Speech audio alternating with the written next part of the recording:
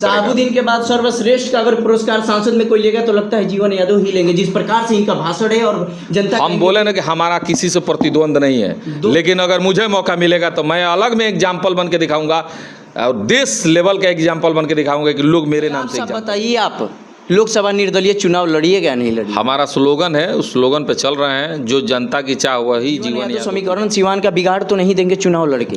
समीकरण बिगाड़ने और चुनाव हराने हम नहीं आएंगे।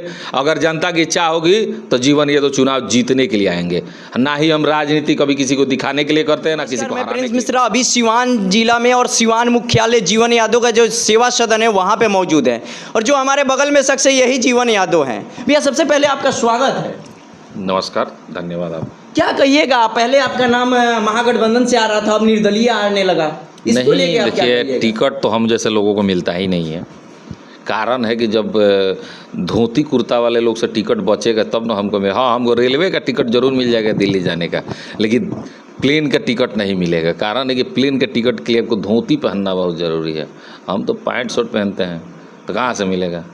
कहीं ना कहीं देखिए इशारों में किनको टारगेट किया जा रहा है? पूर्व स्पीकर अवध बिहारी चौधरी जी को हम टारगेट नहीं कर रहे। धोती कुर्ता पहनने वाला अगर कोई है तो अवध बिहारी चौधरी नहीं, बहुत सारे लीडर हैं। अच्छा, बहुत हम एग्जाम्पल दे रहे हैं कि जो 70-75 साल के ऊपर अब उनको रिटायरमेंट नहीं लेना चाहिए राजनीति बहुत किसी भी धोती कुर्ता वाले जिनकी उम्र 70 साल से अबव है उनको रिटायरमेंट ले लेना चाहिए। किसी पर्सनल को हम नहीं कर रहे हैं। रिटायरमेंट होना जरूरी है राजनीति में। जब आप नौकरी के लिए आपका एज सीमा है, हर चीज़ का एज सीमा है, शादी का सीमा है कि भाई लड़की की शादी कब होगा, लड़के का शादी कब होगा, नौकरी का समय सीमा का है, तो ये भाई राजनीति का विषय, खिलाड़ी सबका सीमा है। साफ बताइए आप लोकसभा निर्दलीय चुनाव लड़िएगा नहीं लड़िए? हमारा स्लोगन है, उस स्लोगन पे चल रहे हैं, जो जनता की चाह वही जीवन यादव की राह। जनता की चाह जीवन, तो फिर क्या करेंगे जीवन? तो जनता की चाह होगी तो जरूर आएंगे जीवन यादव आएंगे। हाँ, 100% आएंगे। जनता से वोट लेके आना है। तो कब आधिकारिक इसकी ऐलान कर रहे हैं जीवन यादव? जिस दिन मुझे लग गया कि मेरी जनता मेरे साथ है, मेरे अपने जो मेरे गार्जियन है जिन्हें मैं भगवान की तरह पूछता हूँ, जनता जनार्दन। मैं हमेशा कहता हूँ कि मैं नेता बनूंगा तो जनता के द्वारा, बना हूँ तो जनता के द्वारा। मैं कभी किसी पार्टी का नाम नहीं लेता हूँ, और पार्टी में भी किसी रहूँगा तो जनता की सेवा ही करूँगा, क्योंकि जनता ही मालिक है। पार्टी भी है तो जनता से ही है।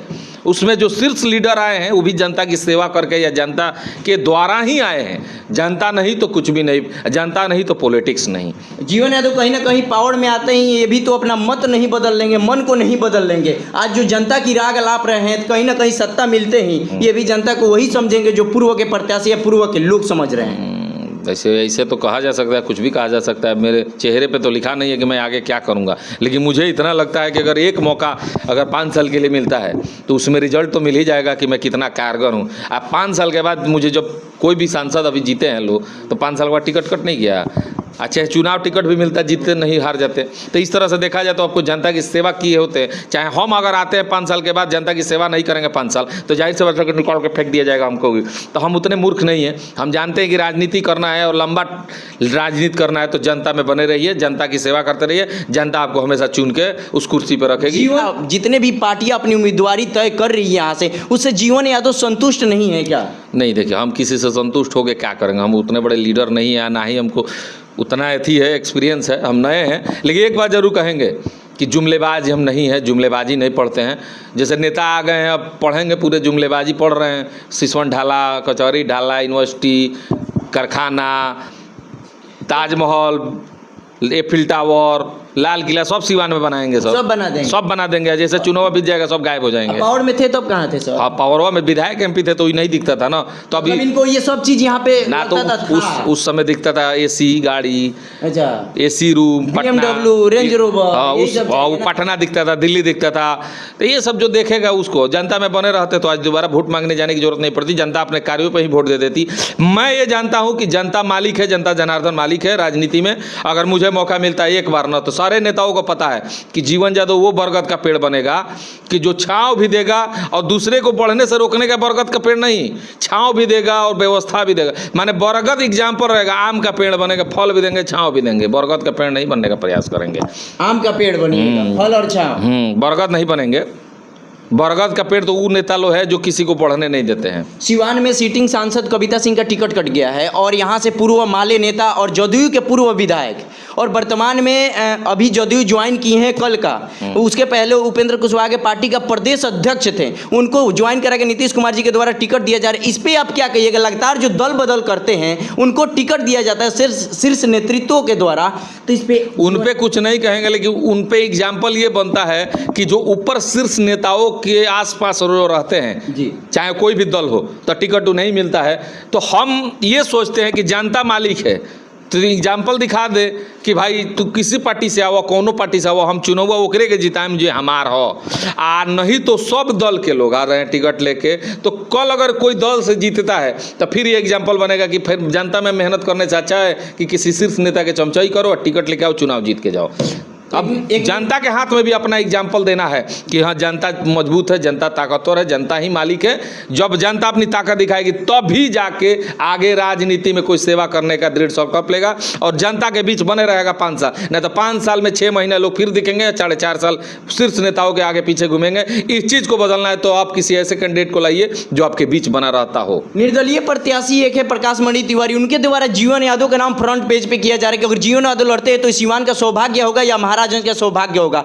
और वो प्रत्याशी खुद है लेकिन आपके बारे में बड़ाई करते हैं, तो उसको लेकर के क्या कहिएगा? हम बेस्ट हैं, हम तो धन्यवाद देंगे उनको, और हमसे ज़्यादा एजुकेशनल है, हमसे ज़्यादा समझदार है, हमसे ज़्यादा वो हर चीज़ से हमसे ज़्यादा है। अगर वो हमारी तारीफ़ कर रहे हैं तो जो उनको हमारी अच्छाइयाँ दिखती होगी, लेकिन हम भी उनकी तारीफ़ में ये जो 2 शब्द जरूर कहेंगे कि राजनीति में उनकी जैसे लोग को होना जरूरी है, क्योंकि उनको पता है कि अगर वो नौकरी छोड़ के आए हैं तो कहीं ना कहीं जनता की सेवा करने के लिए आए होंगे, अपने लिए नहीं आए होंगे। तो वैसे नेता का भी होना जरूरी है। क्या जीवन यादव समीकरण सिवान का बिगाड़ तो नहीं देंगे चुनाव लड़के?